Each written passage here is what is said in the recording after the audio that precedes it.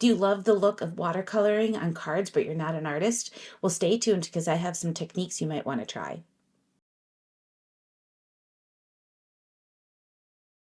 Hey everybody, it's Christina from Creations with Christina. Welcome back to the channel. Today we're going to be playing with watercolors. I am not an artist. I know some basic watercoloring skills, but I wanted to share with you today some fun ways that you can use watercolors, especially if you just recently purchased the brand new Tim Holtz watercoloring pencils. But I'm going to show you not just the pencils, but also even a watercoloring palette and how to use them to create very simple, fun backgrounds and how to use them with stamps. So stay tuned and let's go ahead and get started. Before we get started, let's talk about the supplies we're going to need. So again, this is an amateur person trying to do watercolors, and these are the ways I like to use watercolors for my card making. I always have some type of cards or watercolor cardstock. So this is the Tim Holtz cardstock, which is what I usually use. But then I also have a Canson watercolor pad, which is a 9x12. And I use this for practicing, for making swatches and doing that kind of stuff. And I'll be using this today. The difference between these two is that the Canson is a little bit more of a creamier color. Tim Holtz is more of a white color. So if you're looking for a creamy colored cardstock for making your cards, or if you want to incorporate that into your design, the Canson works great. I've been using that quite often with just playing around. And then, of course, if you're looking for something that's more white, you're going to want the Tim Holtz, which does have a more textured side and a smoother side. Same thing with the Canson. There's a textured and a smooth side to this as well. So you're going to need your watercolor paper, and there's all different types of watercolor paper. There's a cold press and a hot, I think it's called hot press, but I do not know the difference between those two. I am an amateur, so this is just what I use for playing. We're also going to need some paintbrushes. I have a variety of paintbrushes in a couple of different sizes here, and I use these for all different types of backgrounds. It depends on what background I'm doing. And I have a variety of them. They're from Nobody Special. Most of these I picked up at my local craft stores. And then I also have a watercolor pen. So this is a pen that has water inside the barrel and then the brush tip so that we can watercolor with this, and it has the water built into it. And then you're also going to need, of course, water. So I just have this little ceramic bowl here, and then I have a decanter of water that I keep in my craft room for working with watercoloring.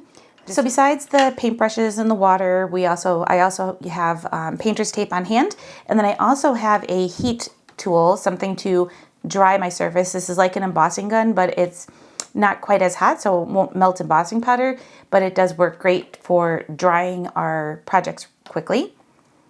And then I also have my paints or my watercolors. So I have this watercolor palette that I've got from Amazon. It's Gansai. I'm sorry, I don't remember the full name of it. I will link it down below if you want to check it out. But this is a 48 palette. They do come in different sizes. And I have this for mainly using those for doing backgrounds. And then I also have these pencils. These are by Nuvo, and any kind of watercolor pencil will work. These are just a couple different sets that I have. I like to use these when I'm working with stamped images, and I keep those on hand. And then I also have the new Tim Holtz watercolor pencils.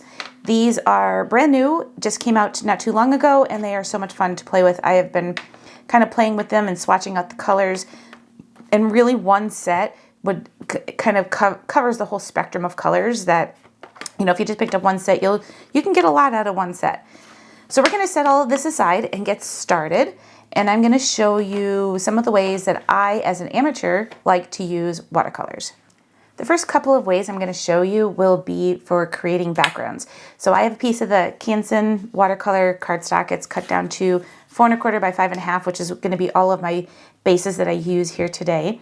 And then I have my watercolors. And we are going to, actually, one of the things I didn't mention is a spray bottle. I like to keep a spray bottle just so I can kind of pre-wet and get the watercolors going. So I'm going to kind of get a couple of these going. I know I'm going to use at least these 3, so I just like to give it a couple squirts and get it ready. Gives it time to activate the watercolors. And then I'm going to use my bigger, wider brush because I'm just going to create a really simple, easy background. And I'm just adding water to the water brush and then putting a little swipe of color, or water rather, onto my cardstock. And then I'm going to dip this one more time and come into my watercolors, and I'm going to pick up this gorgeous blue color, which I absolutely love. And I'm just going to create like a kind of like a, paintbrush background that can be used for a focal point on a card. So I just think that's an easy, simple way to create a background. And then I'm going to go ahead and heat set this. So once that's dry, it makes this really nice background that we can use for a sentiment or something like that. I just find that to be like the easiest way to use watercolors. Another thing that I'm going to do is actually going to spray in my palette here again. I'm going to spray into my gold color, which is the second to last one here. I'm also going to spray into the white, because another fun way to use watercolors is to create some really fun splattered backgrounds. And I like to grab just a little acrylic block for this, and then I'll take my paintbrush, get it nice and wet, and then I'll dip into the white and I'll get it really nice and covered. But then I'm going to take my block and just use it as my way to flick some color onto this background. So we can keep it simple and just have a plain kind of splashed background, or we can do a nice pretty white and give it a splatter look, or we can even go in with both of those and use this gold one and create some fun splatters that way as well. I love the look of the white and the gold and that blue color. Gorgeous. We can then go ahead and dry that. There's even a really pretty silver in here, which makes for a fun background. I'll show you one that I did already that was more with that silver color or the pearl color, and I love the way that came out. It is super pretty. This one I did more of a bigger spread on the background and then added the gold and the silver to that one. So we have one with the white and the gold, and then we have the silver and gold. For the next look, I'm going to take a piece of the watercolor paper, and I am using actually my grid here on my mat, and I'm going to add some painter's tape. And what I'm doing is just kind of creating a little frame right around my cardstock here. I did find that if I kind of stick my tape to my clothes just to kind of get it so it's not quite as sticky, that it'll peel off a little bit easier and I won't peel and tear any of the paper. So I'm just using the grid on my mat here to kind of line things up. So I created just a little frame, but I don't think it's completely perfect, but it is on there just to show you what I'm going to do. So for this one, I could take my larger paintbrush again, and I have it sitting over on the side in a different color, or a different bowl here just because of that dark blue. But I am going to grab a couple of the different shades of blue and create a little fun background. So I'm just dipping into the water, and I'm going to start with my darkest color and then move up to my lightest color. So I'm going to go right in with that same color that I used the first time. Actually, before we even do that, I'm going to take my water bottle and just give a little squirt here to my cardstock and lay some water down. And I love the way this reacts when there's water already poured on there. So we've got quite a bit of water sprayed onto here. And then I'm going to dip into the next color, and we're going to do just a little bit of a lighter blue.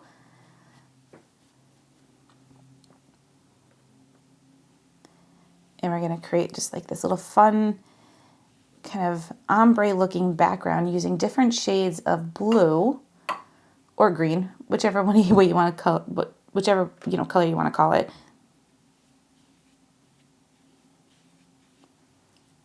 And then I'm going to go ahead and heat set this. So that's a super simple one too. That's just a matter of taping your cardstock down to your surface here.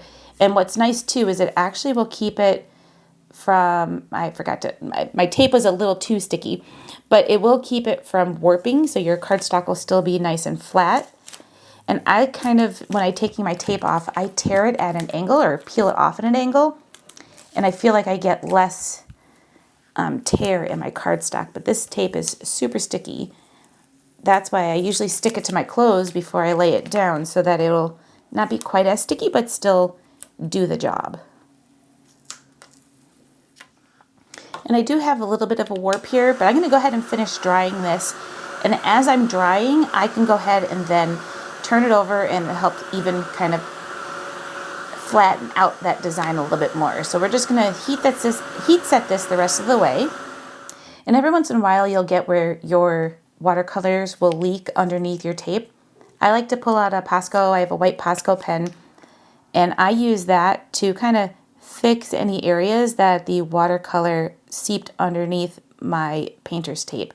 And then you won't even know that I made a mistake or that the watercolor leaked underneath. So that's a fun background, makes it nice and easy, and all you have to do is just add a nice big bold sentiment, put a stamped image and a nice big bold sentiment there, a lot of fun. So I have a piece of cardstock that's all set, and I put some water on it. And this one I'm going to create a little bit of a different background. So most of the first two designs we did had more of a paint brush or paint stroke look to them. For this one, we're just going to play with 2 different color pinks. And I am just going to kind of dab it on here and not really care too much about which way it is going. I am more just kind of creating this really fun look. Now what I did was I did add some water to the cardstock so that the watercolor will flow a little bit more. But I really love this kind of free form, free flowing kind of look to our watercolors. We can just go ahead and heat set this. And then I'm going to add a little bit more of this lighter pink. So just adding some more water and then adding some more of this lighter pink so that we can kind of get it so that it blends together and we don't have that really harsh look there. So just adding that, I'm going to maybe dip in some more water here just to kind of get it a little bit more free flowing and kind of moving around on the cardstock a little bit more.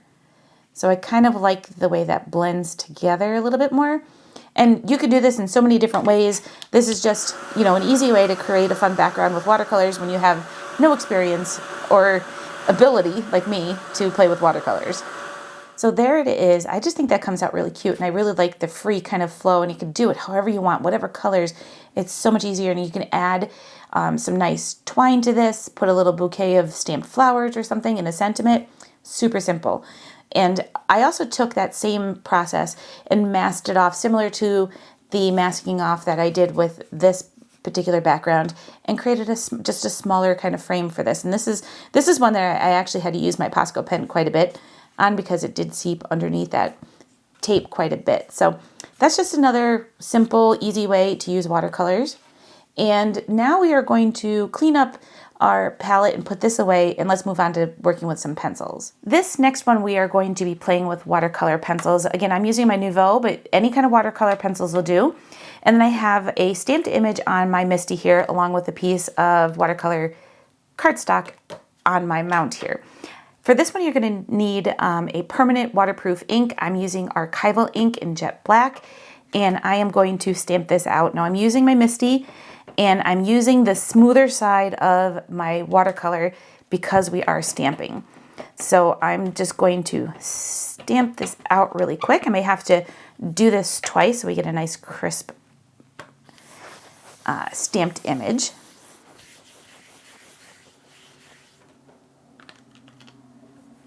All right, so I did stamp that out twice using the Archival ink. I'm just going to clean up my stamp before I put it away. So for this one, I am just going to go with watercolor pencils, which means I can easily just color. So I'm going to go with the dark shades that are in this set. And on the back of this set, there is a little bit of a palette in the back so you can see the names.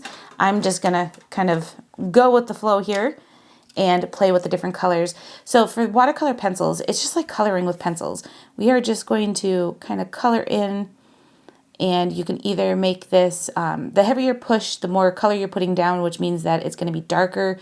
You can also come through and layer this up as well. So I'm just going to go in and just create a outline of my stamped image. Now I like to do this because then it allows me to do a little bit of shading, especially if I want to make sure that, there's a little bit of a shadow in the center. So this is just my way of doing it. I'm sure there's other ways for watercoloring, but this is how I do it.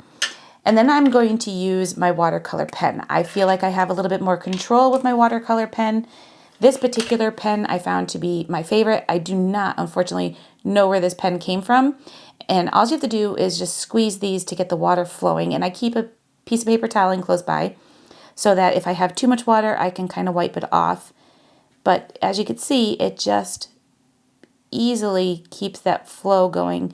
Got a little too much, you can wipe it off and just keep going. I love just blending with these. Now, like I said earlier, I like to do the outline because then what I could do is create kind of like that, shading or shadowing or however you want to call it. So I just start on the actual watercolor where I added the watercolor pencil, and then I'll bring that out so that I'm creating that look myself. Now I could add more. I could dry this and add more color and blend it out if I need more shading. But I usually just kind of go with it and, say that's, perfect for me. So again, I can make this a little bit darker. I can add more colors. I'm going to have to probably dry it in between.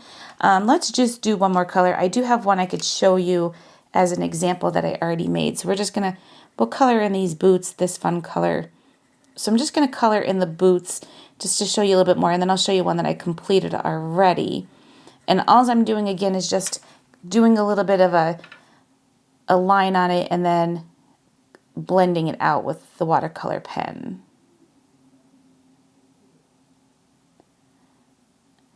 Now this is what I did before I picked up my Tim Holtz Distress watercolor pencils, which I love. I've only played with them maybe 1 or 2 times and I'm already in love with them. So this is I just find that it's a little bit easier to blend out the colors like this particular one right here is not blending quite as well, but I do love playing with the watercolor pencils.